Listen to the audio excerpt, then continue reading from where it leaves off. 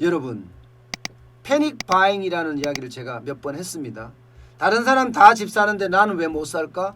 이러다가 나는 영영 집 못 사는 것 아니야? 뭐 이런 거 말입니다. 이게 패닉 바잉이라고 합니다. 한국말로 번역을 할 때는 공황 구매라고 번역을 하더라고요. 이게 주식시장에서도 이게 횡행하고요. 요즘은 부동산 시장에서도 횡행합니다. 주식시장은 그나마 돈의 규모가 좀 적어서 아유 남들은 주식 투자해서 돈 벌었다는데 난 뭐해? 나도 주식 투자 한번 해봐야지 이러면서 주식시장으로 막 몰려가서 나도 몇 주를 갖고 있는 거 나 주식 갖고 있어 이렇게 자랑할 수 있는 거 이게 패닉 바잉이거든요. 아파트는 좀 더 절박한 것 같아요. 남들 다 사는데 나는 지금 뭐하고 있지? 나는 지금 안 사면 영원히 나는 서울에서 집을 못 살 텐데 뭐 이런 생각까지 하게 되는 이게 지금 부동산의 어떤 가격을 부채질하고 있는 것 아니냐 이렇게 지금 보고 있습니다. 30대 후반 40대 초반 이런 사람들이요. 아파트는요 여러분 저는 무조건이라는 이야기 합니다. 무조건. 저는 지금까지 이 원칙을 한 번도 버리지 않았습니다. 아파트를 살 때는 랜드마크를 사야 되고요. 그리고 로얄 동을 사야 되고요. 또 로얄 층을 사야 합니다. 그래야지 잘 팔립니다. 예를 들어서 한 동만 덩그머니 있는 곳에 사. 가격은 싸겠죠. 안 팔려. 나중에. 지금 내가 좀 적게 주고 샀다고 하면 그보다 더 떨어뜨리면 모르겠으나 안 팔립니다. 부동산은 그렇게 패닉 바잉으로 구매할 게 아닙니다. 한 동 있는데 또 오래된 한 동 이런 데다 구매해 놓으면요. 나중에 전체가 그 주변 전체가 재개발이 되지 않는 한 굉장히 어려워지는 그런 거거든요. 그런데 그런 집들도 지금 젊은 사람들은 굉장히 많이 산다는 거예요. 굉장히. 그래서 서울에 지금 아파트 거래가 서울 주택 거래가 말입니다. 5월 대비해서 90% 늘었어요. 90%. 아이고야. 이게 말이 되나요? 말이 되나요, 여러분? 5월에 1255건이었어요. 근데 6월에 19,463건이 90% 늘었습니다. 90%. 이게 패닉 바잉이 얼마나 심각하냐 이걸 보여주는 게 매월 건수인데요.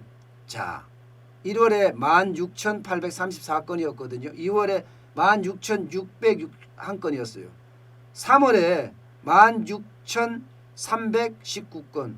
그러다가 이제 4월부터 어려워졌잖아요. 9,452건으로 뚝 떨어지더니 5월에 255건으로 떨어졌습니다. 근데 19,463건. 5월보다 6월이 그야말로 거래량이 폭증을 한 거죠. 이게 규제가 계속 있었잖아요.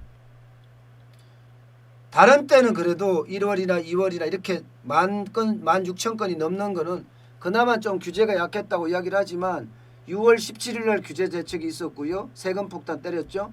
그 다음에 7월 10일 날 또 세금 폭탄 때렸습니다.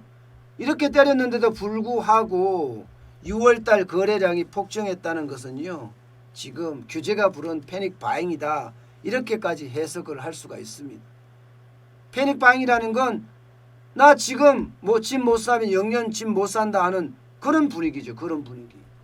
그 정도로 여러분 패닉 바잉이 지금 각각에서 심각해지고 있습니다. 보세요. 얼마나 심각해지고 있는지. 서울의 주택 거래량 늘은 게 전부 다 거의 90% 89.8% 늘었다 그랬죠. 강남 4구 역시 많이 늘었습니다. 95.6% 늘었고요. 강북 보세요. 강북도 85.6%예요. 경기도 95.5%, 대전은 106.9%고요. 106.9%, 세종시는 165.5%. 이거 더 올랐습니다. 지금도. 갑자기 뜬금없이 천도 이야기가 나오는 바람에 말입니다. 전국 아파트도 78.5%가 늘어날 정도로 지금 장난이 아니게 지금 늘어나고 있다는 거예요. 장난이 아닙니다. 역대급 거래량입니다. 역대급 거래량. 5월과 6월의 차이를 보면 말입니다. 여러분, 앞으로가 문제잖아요. 앞으로 부동산 가격이 오르겠느냐 아니면 부동산 가격이 떨어지겠느냐, 이게 더 큰 문제 아니겠습니까? 그런데 여러분, 부동산 가격이 더 오를 거라는 그런 전망이 계속해서 쏟아지고 있습니다. 예. 국토연구원 부동산 시장 연구센터가 6월 부동산 시장 소비자 심리 조사를 했습니다. 그런데 서울의 주택 매매 심리 지수가요 150.1이었어요. 150.1. 와, 대단하죠. 이런 보통 대부분의 지수는요 100이 기준입니다. 100보다 아래가 되면 주택이 떨어진다는 거고요. 100보다 위가 되면 주택이 오른다는 건데, 특히 말입니다. 이 지수가 115를 넘어선다면 무조건 오른다는 의미입니다. 그런데 심리지수가 지금 150.1이면 엄청나게 올랐잖아요. 5월이 121.5예요. 121.5. 그러면 28.6포인트나 올랐습니다. 수도권 전체요? 여기도 마찬가지예요. 140.9를 기록했어요. 140.9. 결국은 115가 여기도 넘어섰기 때문에 지금 부동산은 앞으로도 더 오른다는 그런 징후를 보이고 있잖아요. 징후를. 지금 젊은이들한테는요 30대 후반, 지금 20대 30대 초반까지는요, 아, 나 집 사는 거 포기해. 이생망이라고 하잖아요. 이생망. 이번 생에 나는 망했다. 집 안 사도 된다. 이렇게 이야기하지만 30대 중반부터 40대 초반까지, 뭐 40대 중반까지도 마찬가지. 어떻게 하든 사보겠다. 내가 지금 못 사면 서울에 영영 집 못 산다. 이런 생각까지 하기 때문에 시장이 이렇게 왜곡되고 혼란스러운 겁니다. 저는 처음부터 제가 말씀을 드렸어요. 규제 중심을 가면 아파트 값이 오른다. 수요를 억제하는 게 중요한 것이 아니라 공급을 높이는 게 더 중요하다.